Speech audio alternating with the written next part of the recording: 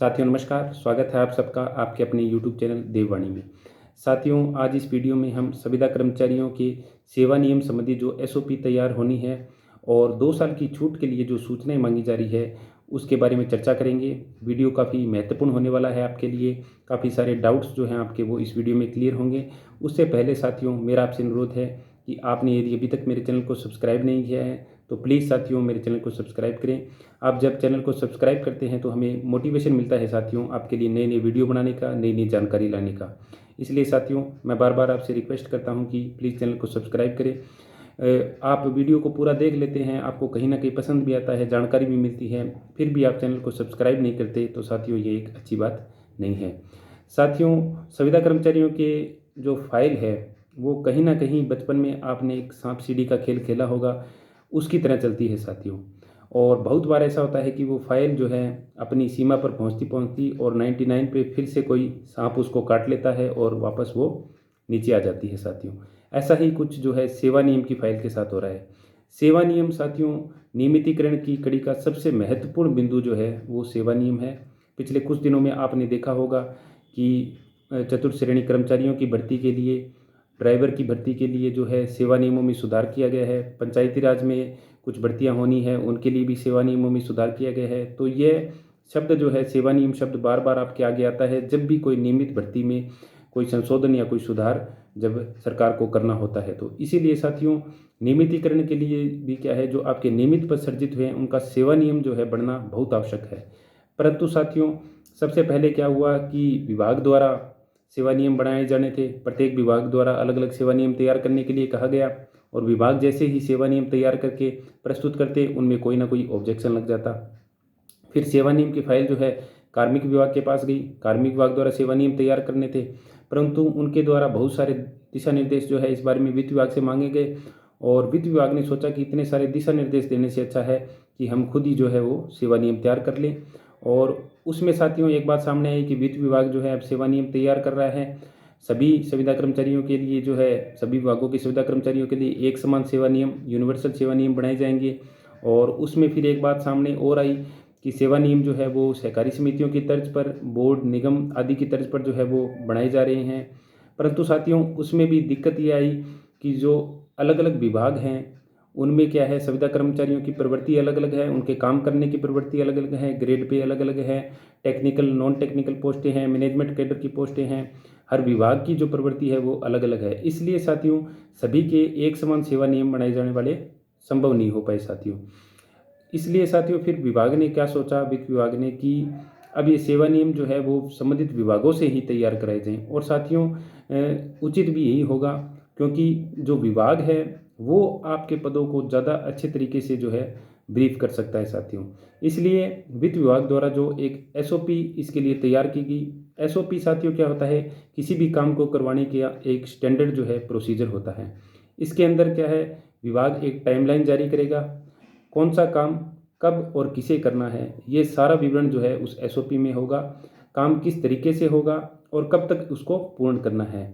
परंतु साथियों यहाँ भी वही होता है, कहीं ना कहीं संविदा कर्मचारियों की किस्मत जो है वो इसमें भी आगे आ जाती है। और वित्त विभाग ने जैसे ही एसओपी तैयार करके वित्त मंत्री महोदया के पास प्रस्तुत करी, वित्त मंत्री महोदया जैसा कि सभी को पता है विदेश दौरे पर गई हुई हैं, वो वापस आएंगे, उनके बाद में कोई वो फाइल उनके सामने प्रस्तुत होगी। और बहुत ज़्यादा व्यस्तता साथियों वो उनकी भी रहती है, तो मैं ये नहीं कह सकता कि उनके आते ही आपकी फ़ाइल साइन हो जाएगी, उसमें भी थोड़े टाइम लग सकता है, कोई ऑब्जेक्शन भी जो है उसमें लग सकता है साथियों।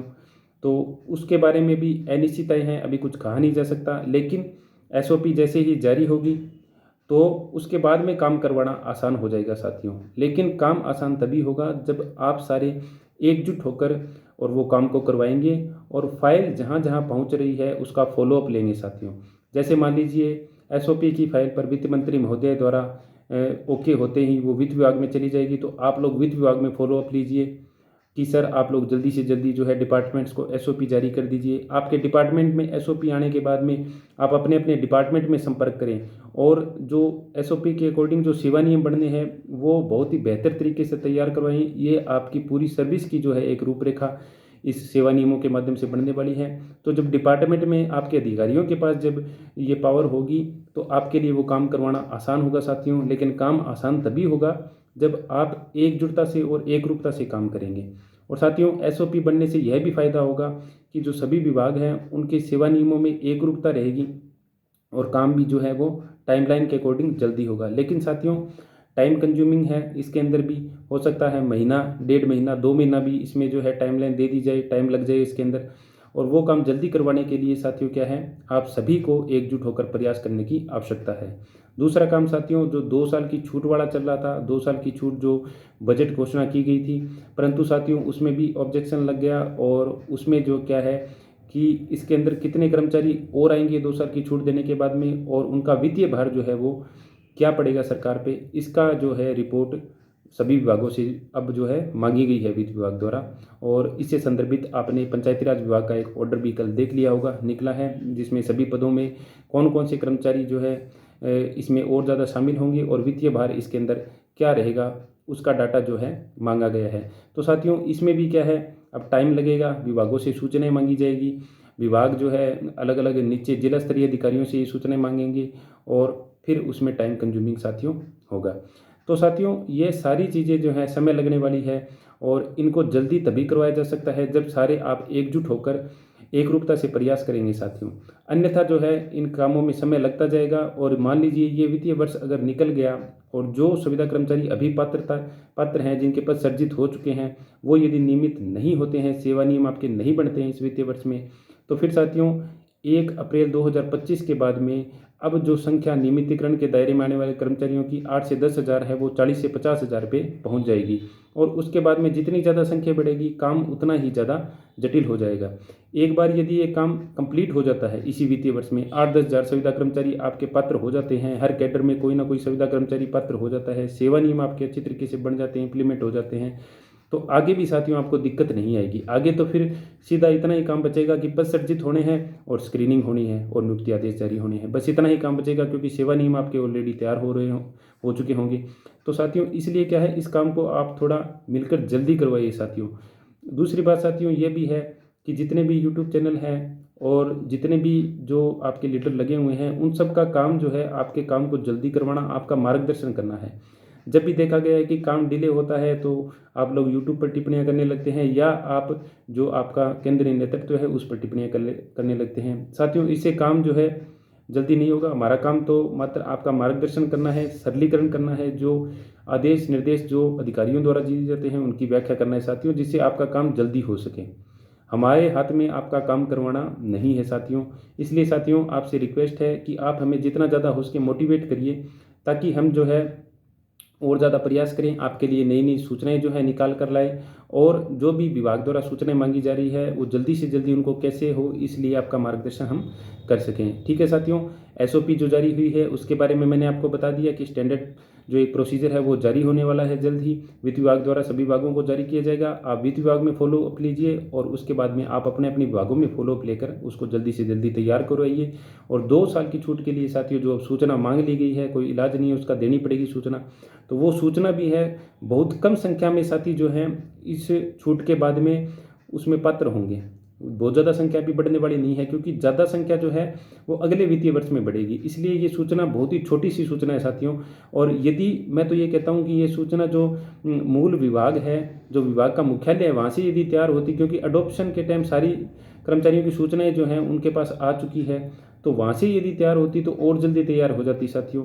लेकिन फिर भी चलो, उन्होंने नीचे फील्ड में ये सूचनाएं मांग ली है, तो आप अपने अपने जिलों से जो है ये सूचनाएं जल्दी तैयार करवा के भिजवाइए, ताकि क्या है 2 साल की छूट भी मिलना बहुत ज़रूरी है साथियों। यदि इस साल ये छूट नहीं मिलती है, किसी कारणवश डिले हो जाता है, तो अगली साल भी फिर ये छूट नहीं मिलेगी साथियों, इसकी पूरी संभावना है। और अगली साल छूट नहीं मिलने का मतलब है कि जो सुविधा कर्मचारी है, जो पात्र होंगे, जिनकी आयु अधिक हो चुकी है, उनका समय फिर और ज़्यादा बढ़ जाएगा।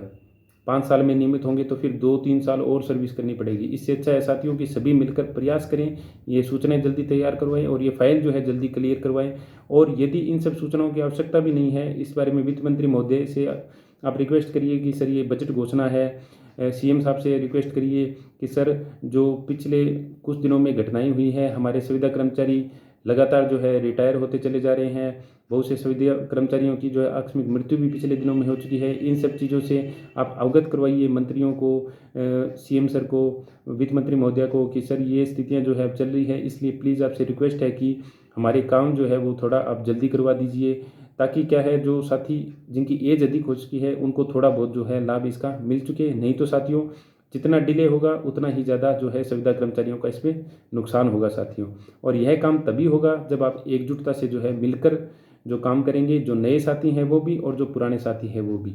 दूसरी बात साथियों ये भी है कि जो नए साथी हैं उनको अभी सब्र रखने की आवश्यकता है। 31 मार्च 2025 से पहले यदि आप लोग पात्र नहीं हो रहे हैं तो आपका काम बस इतना ही है कि जो आपके सीनियर साथी हैं आप उनका अधिक से अधिक सहयोग करें और अपनी जो काम है, अपनी जो सर्विस है उसको आप करते रहें। बीच में साथियों नई चीज़ें लाने से जो है काम मुश्किल होगा, आसान नहीं होगा। और एक बार आपके सेवा नियम बन गए, एक बार आपके साथी नियमित हो गए तो आपका काम जो है आगे उतना ही आसान हो जाएगा। साथियों पिछले कुछ दिनों में और भी काफ़ी महत्वपूर्ण ऑर्डर निकले हैं। वीडियो ज़्यादा लंबा हो जाएगा इसलिए मैं उनको अगले वीडियो में शामिल करूँगा। परंतु साथियों उससे पहले मेरा आपसे रिक्वेस्ट है कि आपको यदि वीडियो पसंद आया तो आप प्लीज़ मेरे चैनल को सब्सक्राइब करें, वीडियो को लाइक करें। यदि आपको कोई भी डाउट एसओपी से संबंधित या 2 साल की छूट के लिए जो सूचनाएं मांगी गई है उनसे संबंधित है तो मुझे कमेंट करके बताएं, मैं आपके डाउट को क्लियर करने का पूरा प्रयास करूंगा। साथियों मिलते हैं अगले महत्वपूर्ण वीडियो में। बहुत बहुत धन्यवाद साथियों।